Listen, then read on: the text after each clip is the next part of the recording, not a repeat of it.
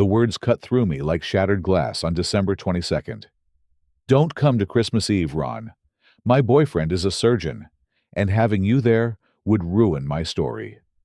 My sister Jessica stood in our parents' dining room, her voice cold as the Chicago winter outside. "I need him to see our family as successful. And honestly, your life's just a mess right now."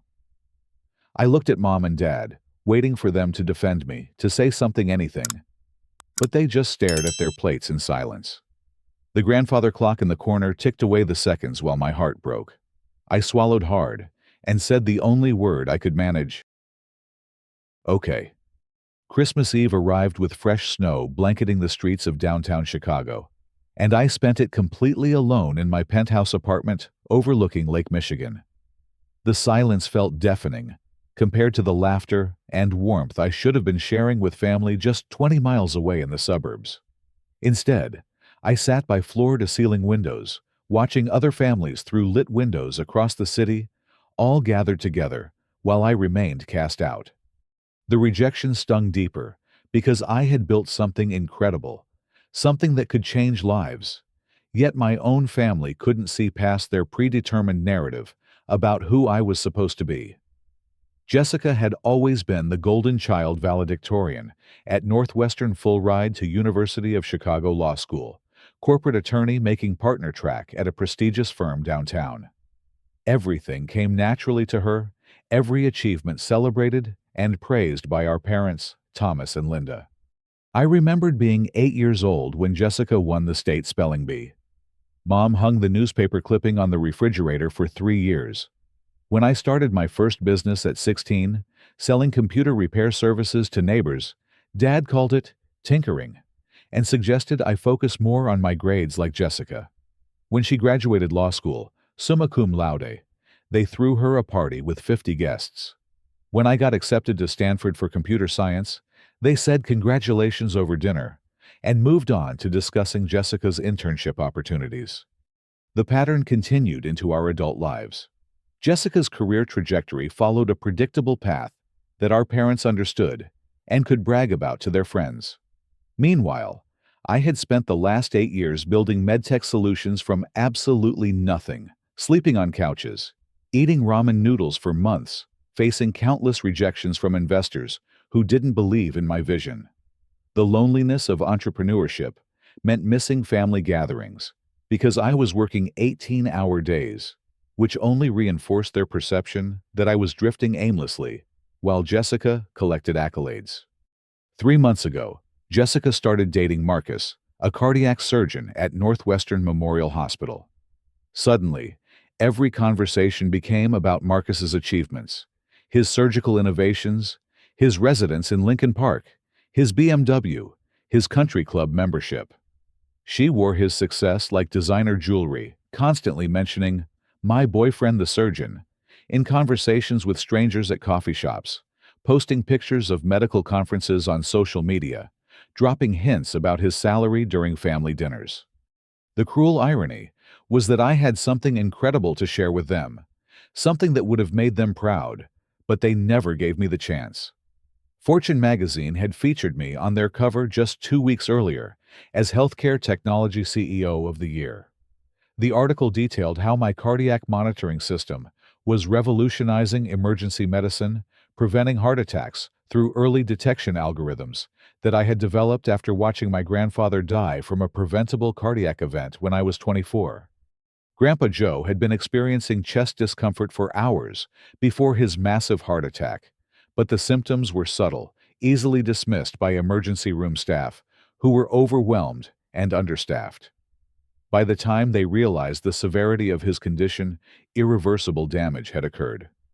I held his hand as machines kept him alive for 3 agonizing days before his body gave up fighting. That moment shaped everything that followed in my life. But my family never understood the deeper purpose behind my work. To them, I was just another tech startup founder chasing impossible dreams, while Jessica accumulated tangible, respectable achievements they could explain to their Bridge Club friends. They saw my dedication as obsession, my innovation as impractical fantasy, my mission as naive idealism, that would eventually crash into reality. As Christmas Eve turned into Christmas morning, I felt more isolated than ever before. The city sparkled with holiday lights below families opening presents and sharing meals, while I sat surrounded by the trappings of success that meant nothing without people to share them with. My penthouse apartment, worth more than my parents' house, felt empty and hollow. The awards on my walls, the patents bearing my name, the bank account that could buy anything I wanted, none of it mattered when the people I loved most had decided I didn't belong at their table. Then, my phone rang at 11:30 that night. Sarah, my head of operations, sounded breathless with excitement despite the late hour. "Ron, I know it's Christmas, but you need to hear this. The FDA just called with emergency approval for our cardiac monitoring system. They fast-tracked everything after seeing the clinical trial results. We're officially cleared for nationwide hospital implementation starting January 1st. Every major medical center in the country is going to want our technology immediately." The news should have filled me with joy, but instead it felt bittersweet. I had achieved something that would save countless lives, something that would revolutionize cardiac care across America, yet I had no family to call and share the victory with. The people who should have been celebrating with me had already decided my life was too much of a mess to include in their perfect Christmas story. December 25th and 26th blurred together in a whirlwind of emergency meetings and strategic planning sessions at MedTech Solutions headquarters. Despite the holiday weekend, my core team gathered to prepare for the massive influx of hospital partnerships that would follow our FDA approval.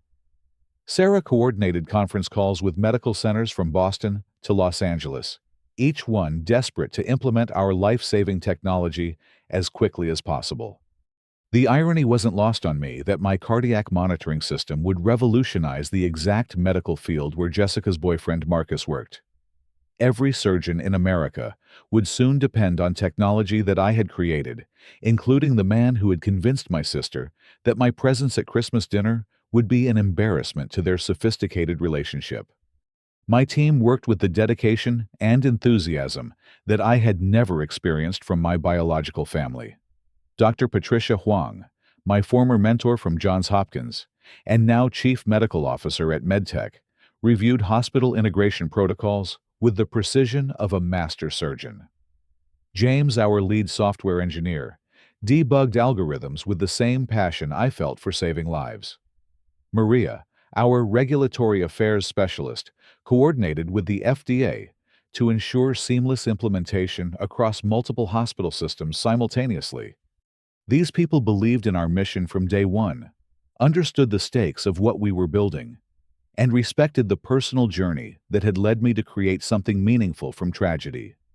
They knew about Grandpa Joe. They understood why I worked weekends and holidays. They celebrated every breakthrough as if their own lives depended on it. In many ways, they had become the family that supported my dreams instead of dismissing them. During our strategy session on December 26th, I discovered something that made the situation even more complicated. Dr. Huang mentioned that Northwestern Memorial Hospital had specifically requested an expedited evaluation of our cardiac monitoring system with their new head of cardiac surgery, taking personal responsibility for the assessment process. "The surgeon's name is Dr. Marcus Webb," she said, reading from her tablet. "He just joined Northwestern 3 months ago from Cleveland Clinic. Apparently, he's very thorough about evaluating new technologies before implementation. He wants to personally oversee the consultation process to ensure our system meets their standards." My stomach dropped. Marcus Webb. Jessica's boyfriend was going to be directly involved in evaluating my company's technology. The same man who had convinced my family that I was a failure would now be in the position of judging the work that had consumed my entire adult life. The professional collision course had been set without either of us realizing it. I spent that evening researching Marcus's background and career trajectory. Cleveland Clinic, Harvard Medical School residency, at Mayo Clinic board certification in cardiac surgery, numerous published papers on surgical techniques and patient outcomes. His credentials were impressive, exactly the kind of traditional success that Jessica and my parents could easily understand and admire. He represented everything they valued: prestigious institutions, clear career progression, social status, financial security. But as I dug deeper into his professional history, I discovered something troubling. Marcus had a pattern of being extremely critical of new technologies and innovation in cardiac care. His published papers consistently advocated for traditional surgical approaches over emerging techniques. He had written editorials questioning the rush to implement unproven medical devices, warning against startups that promised revolutionary advances without sufficient long-term data. The realization hit me like a physical blow. Marcus wasn't just Jessica's boyfriend. He was exactly the kind of conservative surgeon who would be skeptical of everything I had built. His default position would be to resist change, question innovation, and protect established medical practices from disruption. Our consultation at Northwestern wouldn't just be a business meeting. It would be a fundamental clash between his philosophy and mine. That night, I couldn't sleep. I kept thinking about Jessica's words. Having you there would ruin my story. What story was she trying to tell Marcus about our family? That we were all successful, accomplished, respectable people who moved in sophisticated circles. Did she edit me out of family history entirely? Or did she position me as the black sheep who never quite lived up to expectations? The next morning brought more complications. Sarah discovered through her network of hospital administrators that Marcus had been making inquiries about medtech solutions to other cardiac surgeons around Chicago. He was asking pointed questions about our company's credibility, our clinical trial methodology, our long-term viability as a business partner. Some of his questions bordered on skepticism that seemed unprofessional for someone who hadn't yet reviewed our actual data.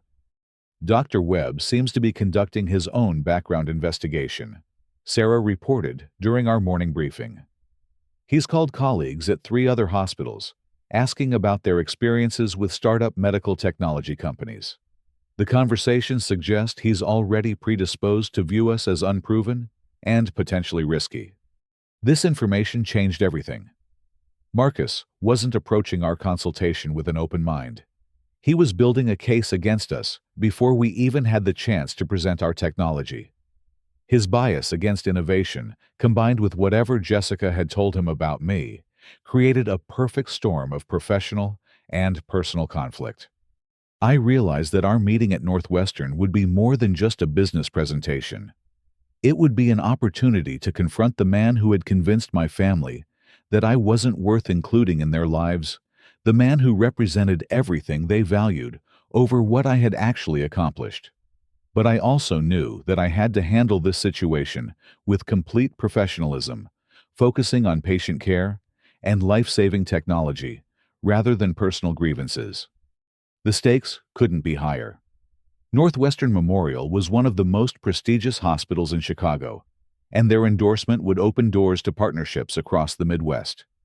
If Marcus used his position to sabotage our technology based on personal bias rather than medical merit, he could damage not just my company, but also the patients who desperately needed our innovation.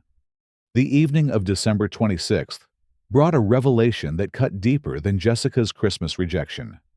Through a mutual friend who worked at Northwestern, I learned the true extent of Marcus's campaign against me and my company. The friend, Dr. Lisa Chen, called me at home with information that made my blood run cold. "Ron, I need to tell you something that's been bothering me," Lisa said, her voice hesitant. "Dr. Webb has been asking very specific questions about you personally, not just about medtech solutions. He seems to know details about your background that he shouldn't have access to through normal professional channels." My heart sank as I realized what this meant. Jessica had been sharing private family conversations with Marcus, giving him ammunition to use against me professionally. The intimate details of my entrepreneurial struggles, my financial difficulties during the early years of building the company, my unconventional path through the medical technology industry, all of it had become fodder for Marcus to question my credibility with other surgeons. "What kind of details?" I asked, though I dreaded the answer. He mentioned that you've been playing entrepreneur for years, without much success, that your family is concerned about your unrealistic ambitions, that you've been living beyond your means, trying to maintain appearances, Lisa explained. He specifically said that your sister is worried about your mental health because you've been claiming to have developed some revolutionary technology that's going to change medicine. He made it sound like you're suffering from delusions of grandeur. The betrayal cut through me like surgical steel. Jessica hadn't just excluded me from Christmas. She had weaponized our private family conversations to help Marcus undermine my professional reputation. Every vulnerable moment I had shared with her about the challenges of building a company, every doubt I had expressed during the difficult early years, every hope I had voiced about making a difference in cardiac care, all of it had been twisted into evidence that I was unstable and unreliable. I remembered the conversation with Jessica, just 6 months earlier, when I had confided in her about the clinical trials for our cardiac monitoring system.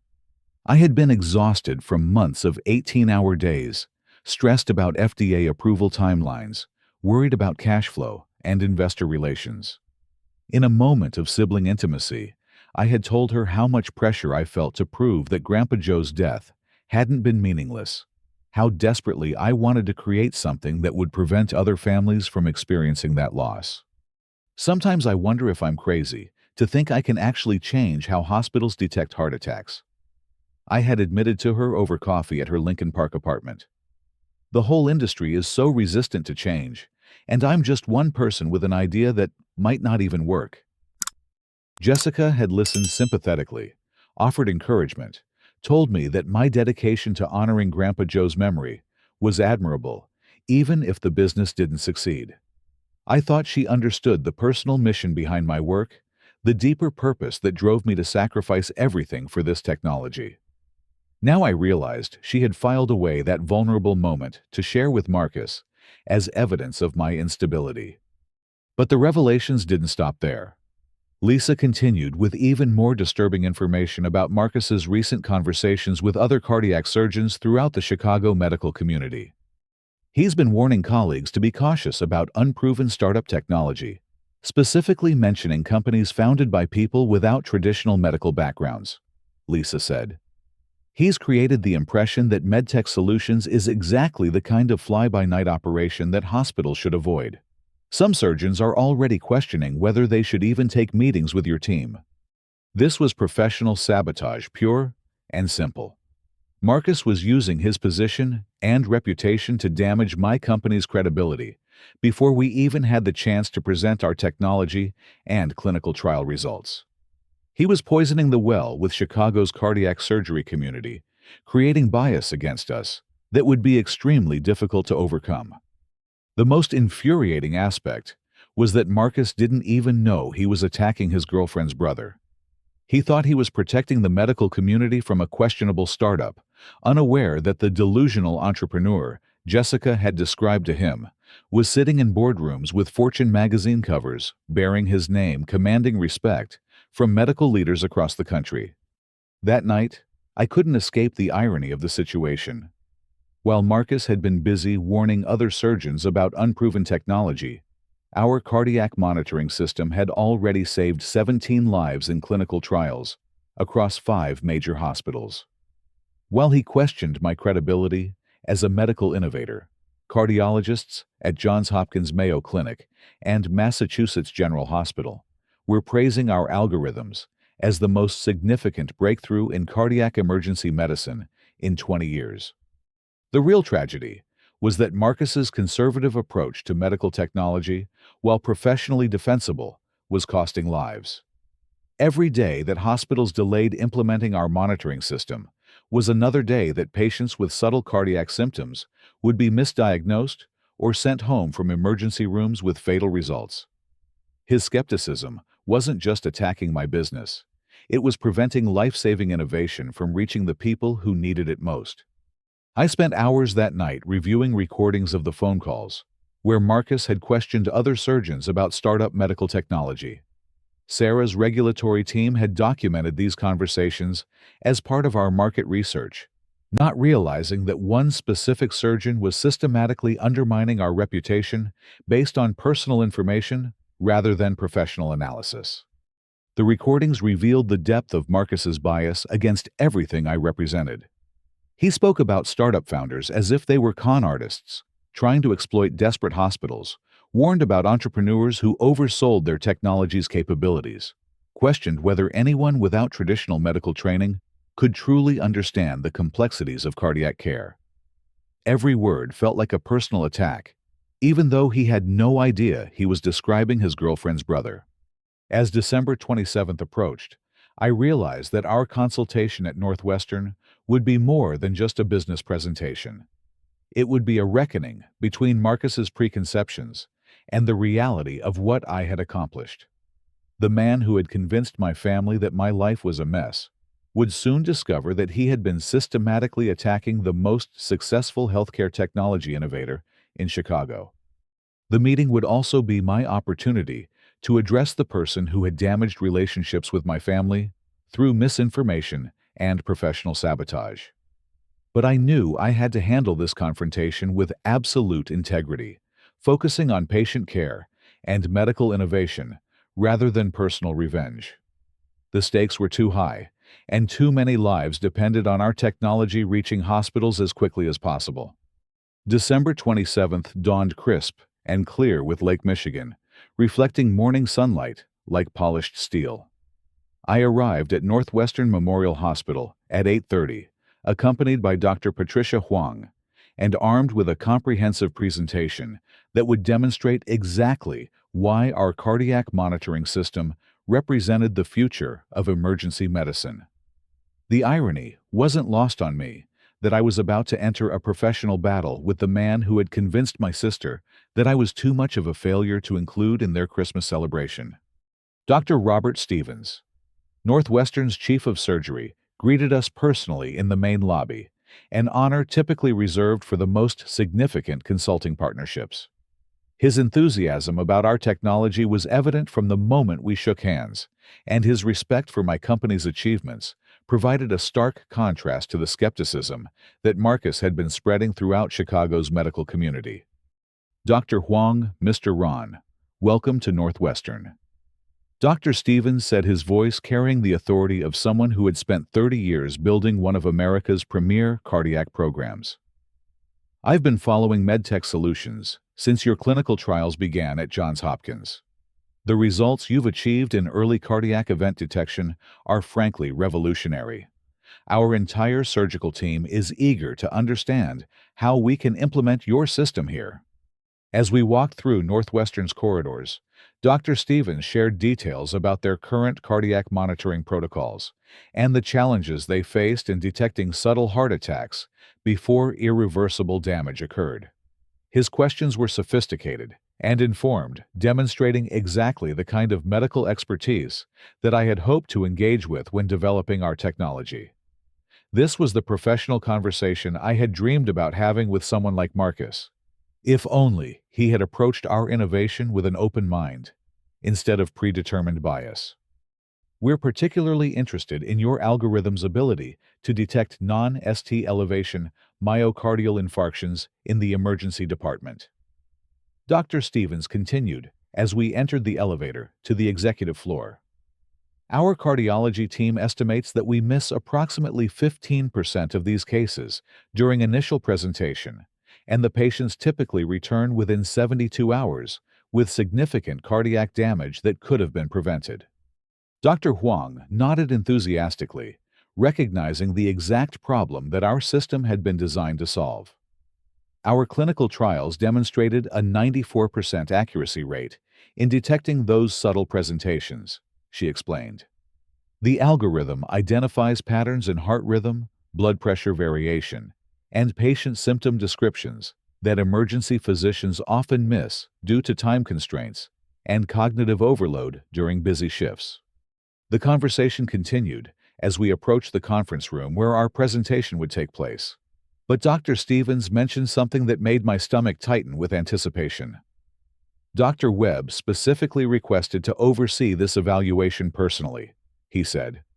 He's been very thorough about researching your company's background and methodology. I believe he has some questions about implementation protocols and long-term reliability data. I exchanged a glance with Dr. Huang, who didn't understand the personal dynamics at play, but could sense my tension. She knew that I had been unusually focused on this particular consultation, spending extra hours preparing materials and anticipating potential objections. But I hadn't shared the family connection that made this meeting so complicated. As we walked down the hallway toward my temporary office space, where I had requested to set up my presentation materials, Dr. Stevens continued discussing Northwestern's commitment to cutting-edge cardiac care. Dr. Webb has been instrumental in upgrading our surgical protocols since joining us from Cleveland Clinic, he explained. He's particularly focused on ensuring that any new technology we implement meets the highest standards for patient safety and clinical effectiveness. The description of Marcus as a careful, methodical surgeon dedicated to patient safety would have been admirable under different circumstances. But knowing that his skepticism about our technology was based on Jessica's distorted portrayal of my career rather than objective medical analysis made his involvement feel deeply unfair. He had already formed conclusions about medtech solutions before reviewing our clinical data, and his bias would likely influence his evaluation of technology that could save hundreds of lives annually at Northwestern alone. We reached the office space that had been designated for our consultation, a corner room with large windows overlooking the Chicago River and walls lined with medical journals and cardiac surgery textbooks. I had asked to use this room specifically because it provided space for my presentation materials and allowed for confidential discussions about proprietary technology, but I also knew that it would serve as the perfect setting for the confrontation that was about to unfold. As I arranged my laptop and presentation slides on the conference table, I could hear voices approaching in the hallway. Dr. Stevens was explaining something about our FDA approval timeline and the urgency of implementing cardiac monitoring improvements across their emergency department. Another voice responded with questions about startup technology reliability and the importance of thorough vetting before committing to new systems. That second voice made my heart race with recognition and anxiety.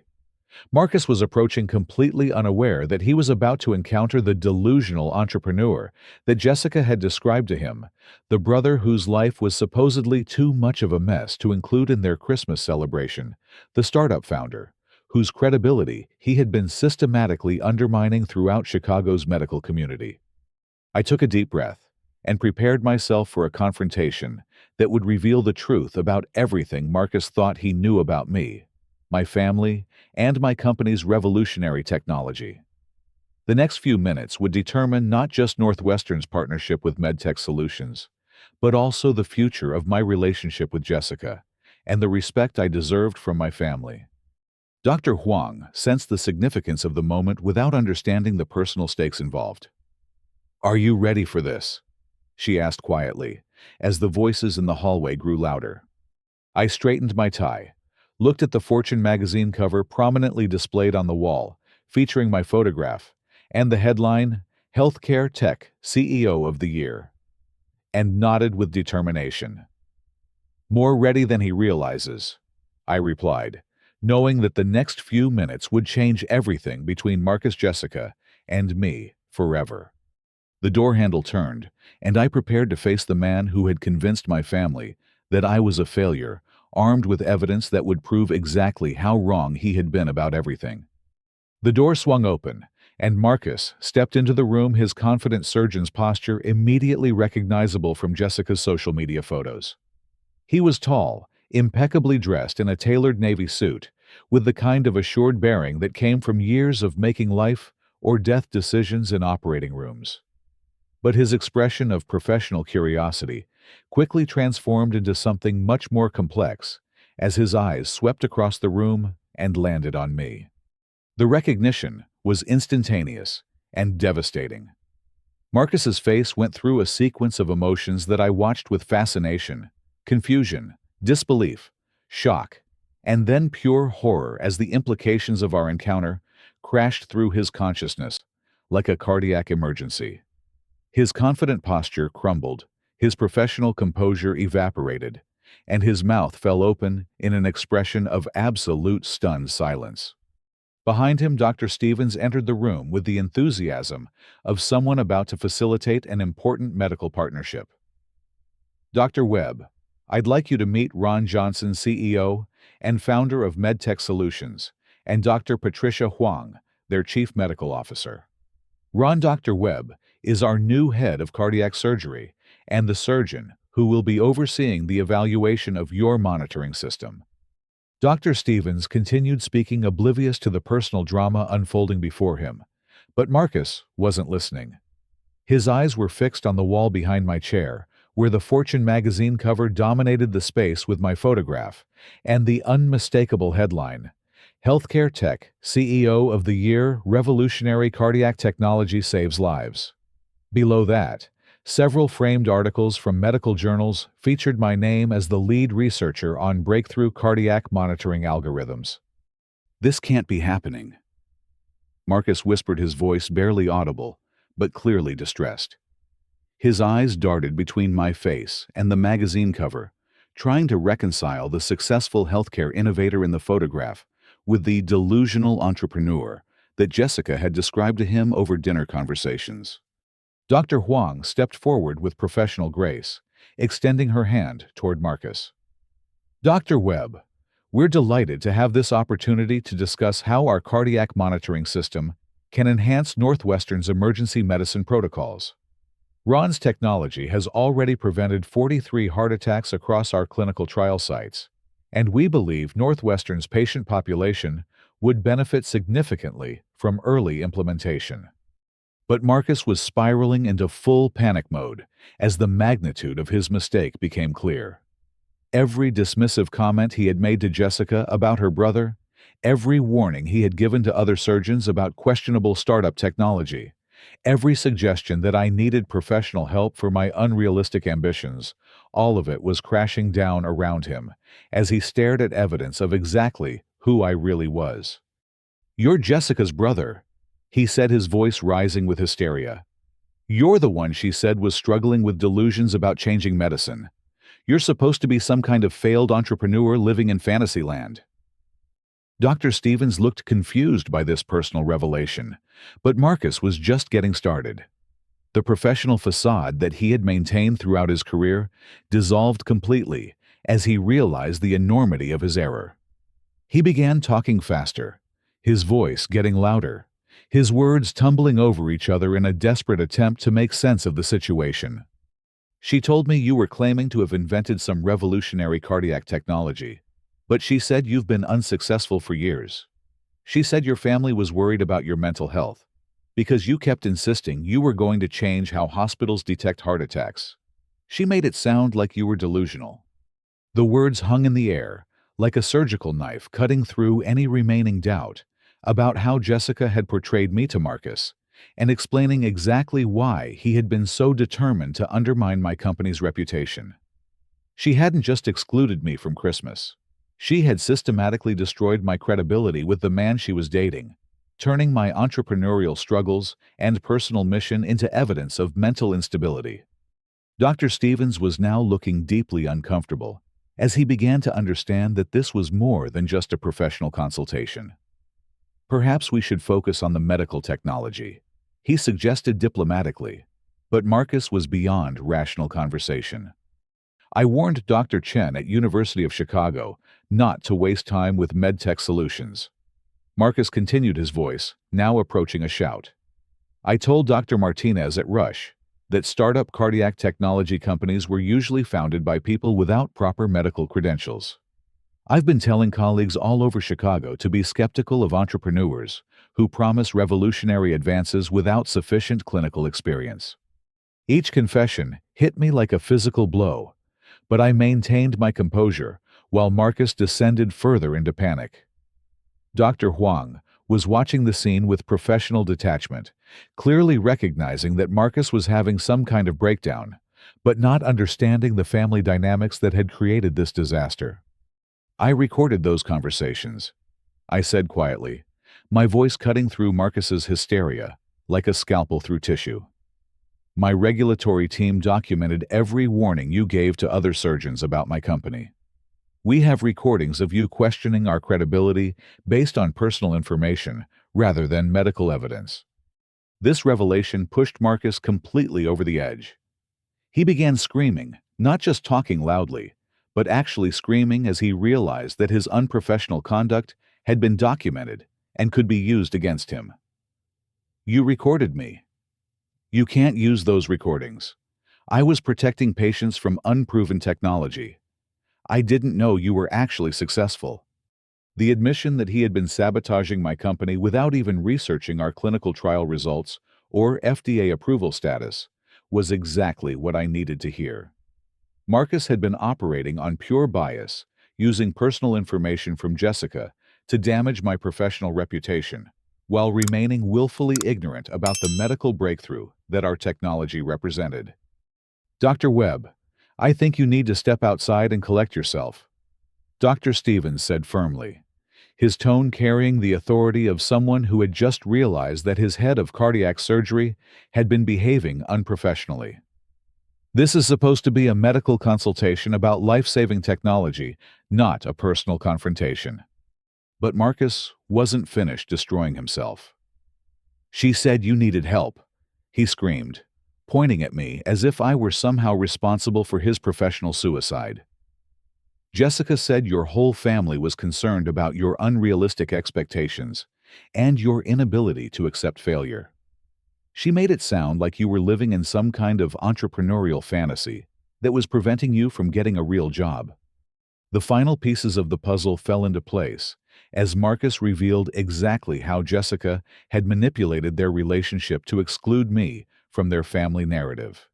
She hadn't just hidden my success from him. She had actively portrayed me as mentally unstable to justify why I couldn't be included in their sophisticated social circle. Dr. Huang finally spoke up, her voice carrying the measured tone of someone who had spent years dealing with difficult personalities in high-stress medical situations.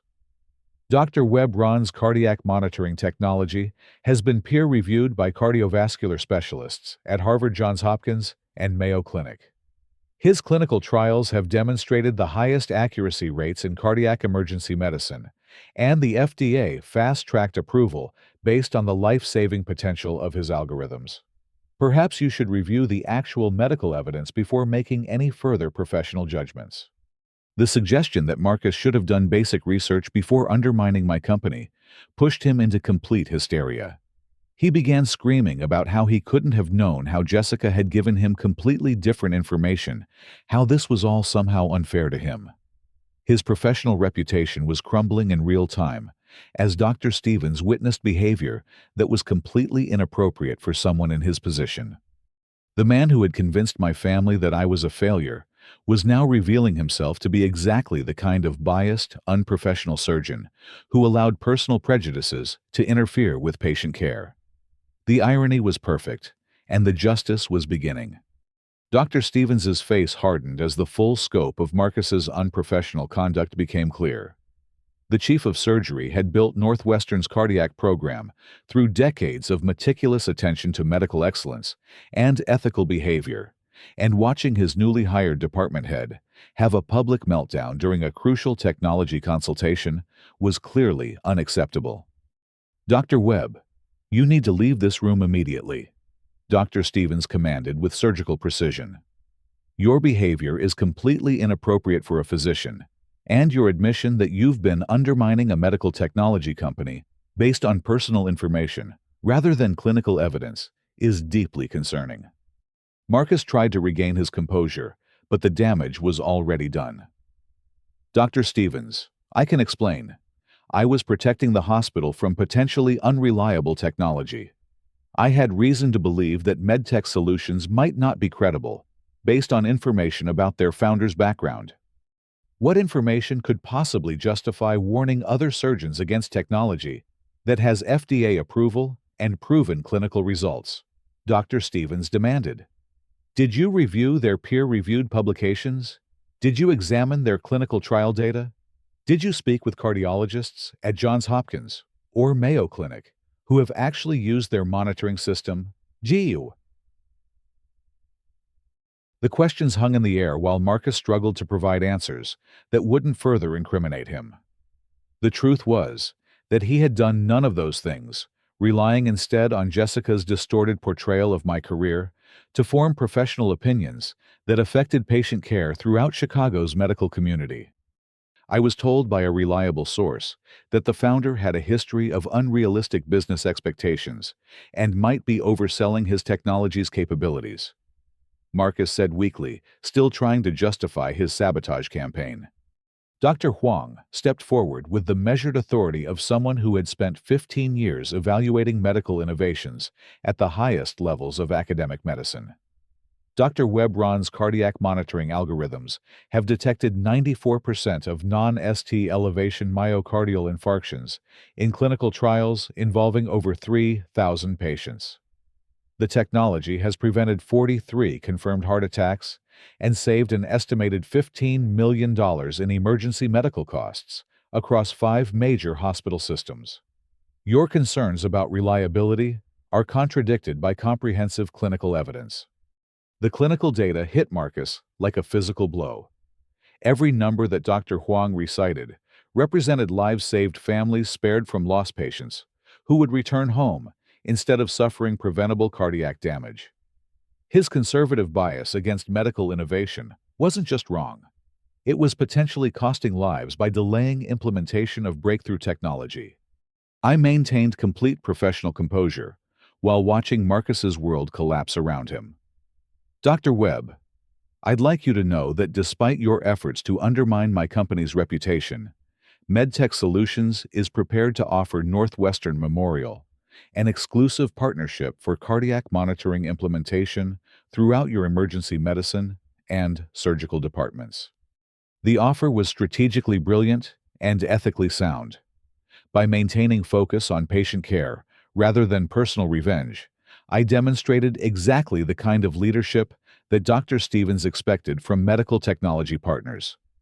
Meanwhile, Marcus's unprofessional behavior stood in stark contrast to my commitment to saving lives, regardless of personal grievances. The partnership would include comprehensive staff training, 24/7 technical support, and integration with your existing electronic medical record systems. I continued. Our goal is to prevent heart attacks, not to engage in personal conflicts that distract from patient care.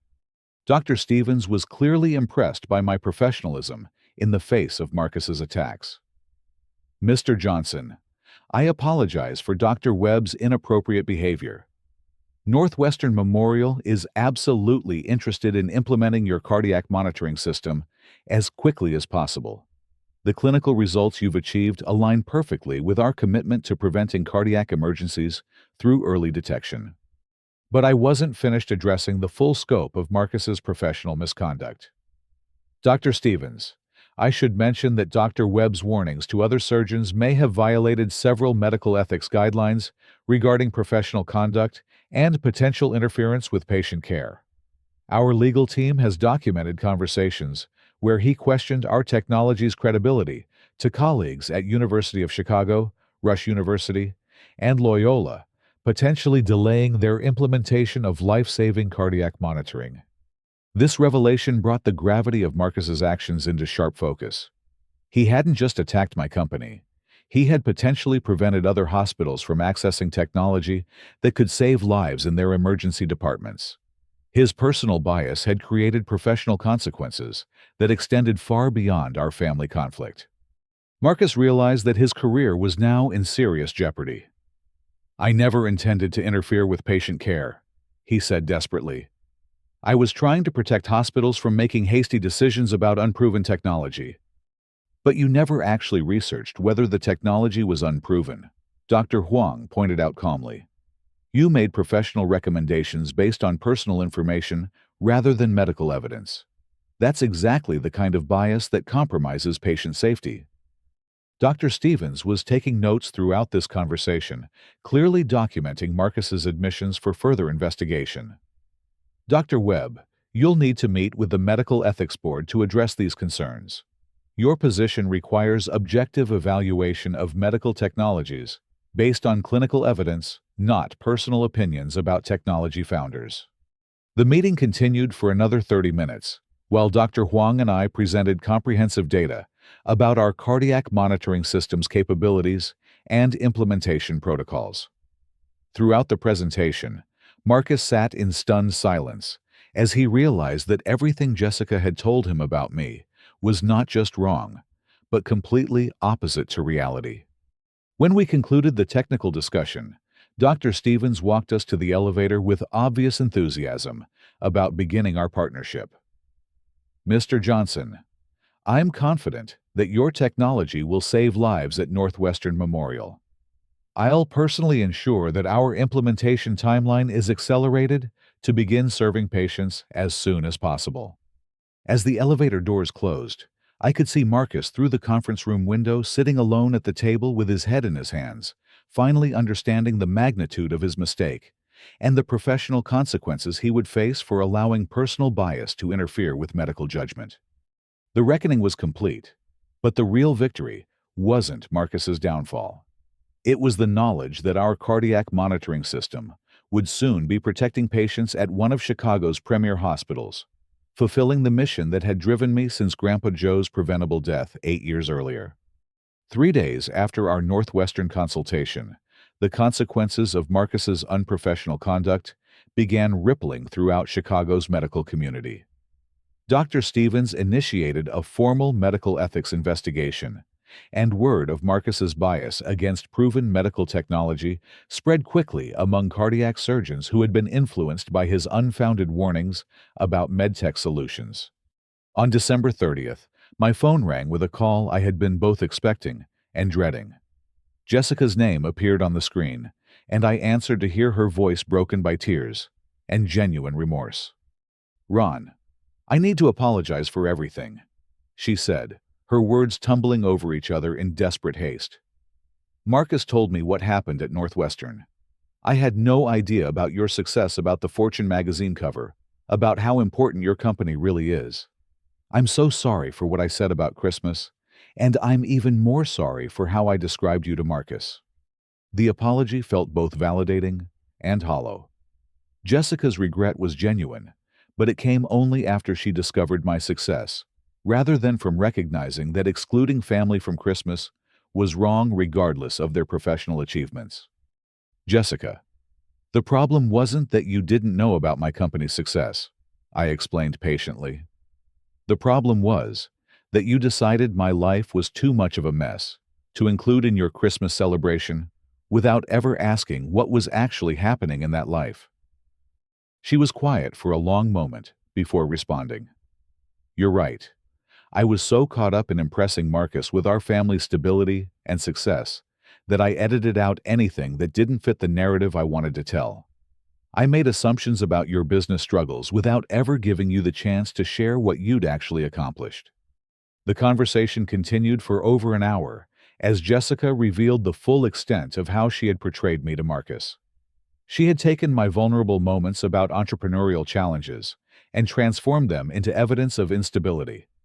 She had described my mission to revolutionize cardiac care as unrealistic fantasizing. She had even suggested that our parents were concerned about my mental health because I kept insisting I was developing breakthrough medical technology. "Marcus broke up with me yesterday," Jessica admitted near the end of our conversation. "Not because of the Northwestern situation, but because he realized that I had systematically lied to him about my own brother. He said he couldn't trust someone who would manipulate family relationships to create false impressions about social status." The irony was poetic.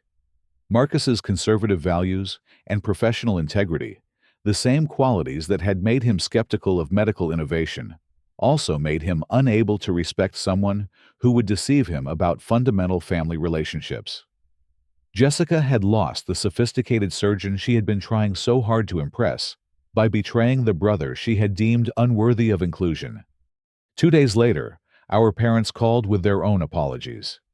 Mom and Dad had learned about my success through Jessica's tearful confession, and they were ashamed of their silence during the Christmas dinner confrontation. They invited me to a New Year's dinner to make amends, but I needed time to process the hurt before rebuilding those relationships. Meanwhile, the professional consequences continued for Marcus. The Medical Ethics Board at Northwestern found that his conduct violated several guidelines regarding objective evaluation of medical technologies and professional courtesy toward colleagues in related fields.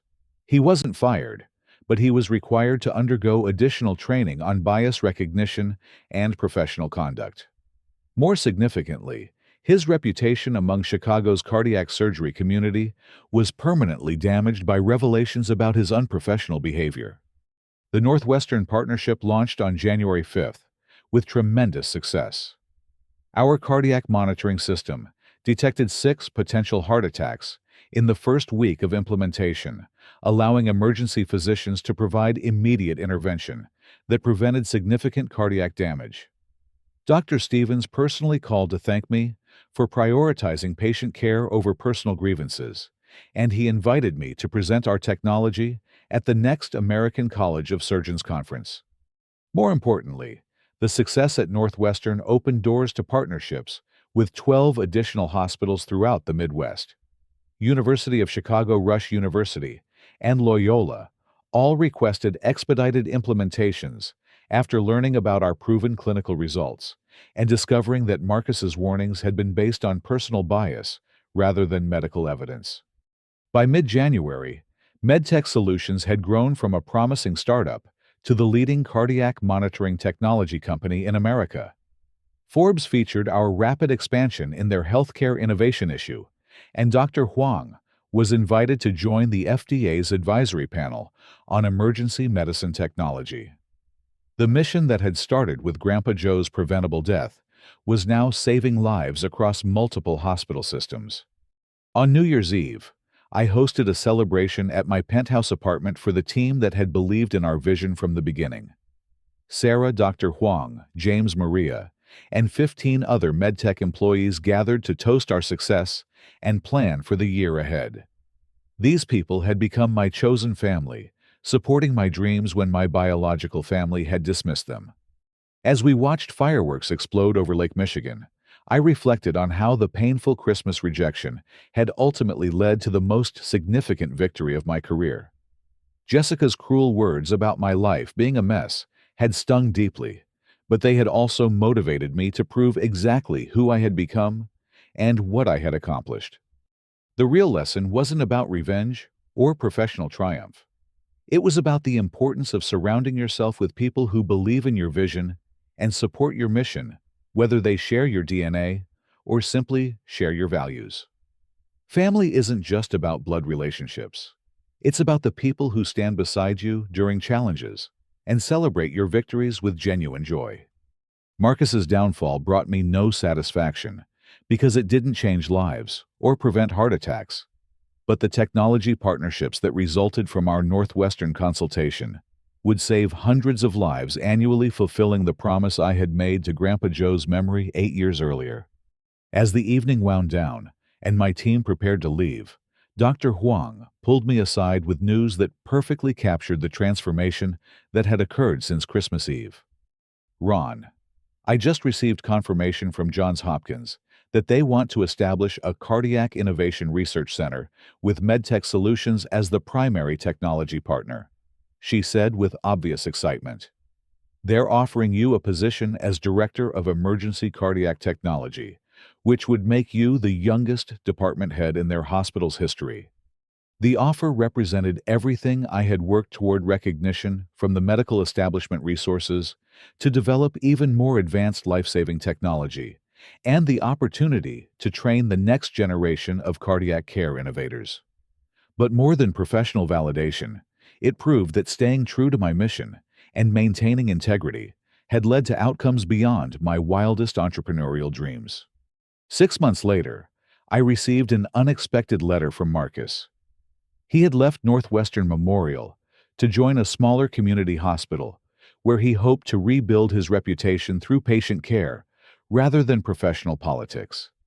In his letter, he apologized for his unprofessional conduct and admitted that his bias against medical innovation had been counterproductive to patient outcomes. He also thanked me for handling our confrontation with dignity rather than vindictiveness, noting that my professionalism had taught him important lessons about leadership under pressure. The letter concluded with news that Marcus had successfully implemented our cardiac monitoring system at his new hospital, where it had already prevented 3 heart attacks in emergency department patients who might have been misdiagnosed under previous protocols. His acknowledgement that our technology was saving lives felt like the final resolution of our conflict. As I write this story, MedTech Solutions continues expanding throughout hospital systems across America, and our second-generation cardiac monitoring algorithms are entering clinical trials with even more sophisticated predictive capabilities.